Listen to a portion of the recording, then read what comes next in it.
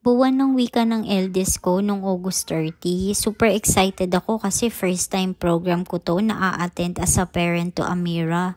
Nagpa-plancha pa ako kasi nga wala kaming plancha sa bahay kaya dun pa ako pumunta sa bahay ng kapatid ko. Sa tapat lang naman namin yun.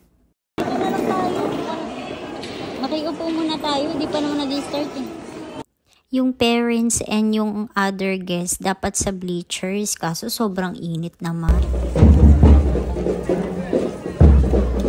Amira! Gusto ko sanang videoan si Amira ng malayo kaso lang biglang nag-stop maglakad kaya naman tinigil ko na rin ang pagbibideo at nakabalik na nga kami pala sa covered court at nakikita niyo na may mga stash.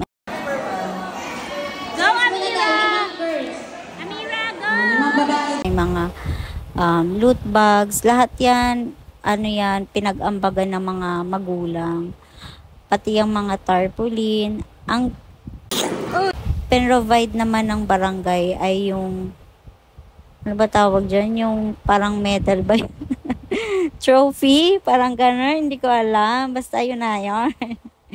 At ayan, nang nakakuha na ng loot bags yung anak ko dahil nga sumasali siya sa mga games.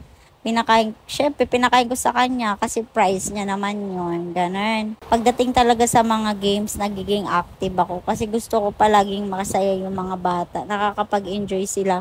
Kahit na yung mukha dyan ni Amira ay sad, deep inside, masaya pa rin yan kasi nakakasali siya.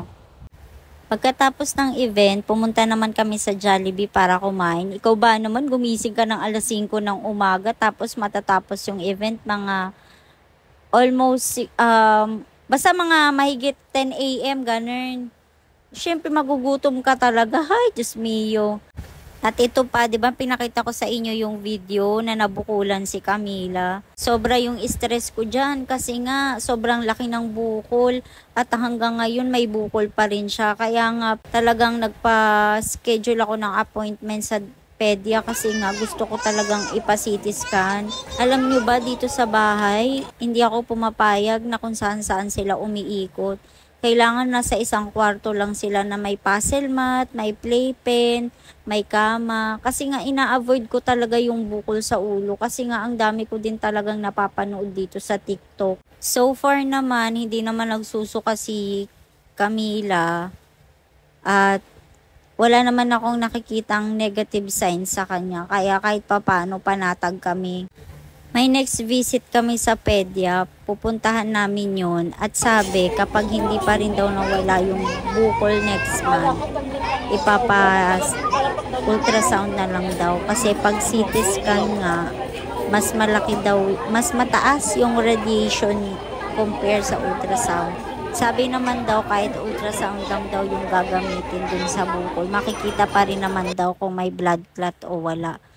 Kaya pag-pray nyo ko, alam nyo, ay, yun talaga yung ina-avoid ko. Ayoko ng mga tungkol sa mga brain injury, head injury, kasi nga nakakatrauma talaga yan, promise. Napa-upload ako ng video kasi naman yung phone storage ko 256 GB at kakabili ko lang neto nung March pero ngayon full na, nakakaloka. Ayun lang, thank you for watching.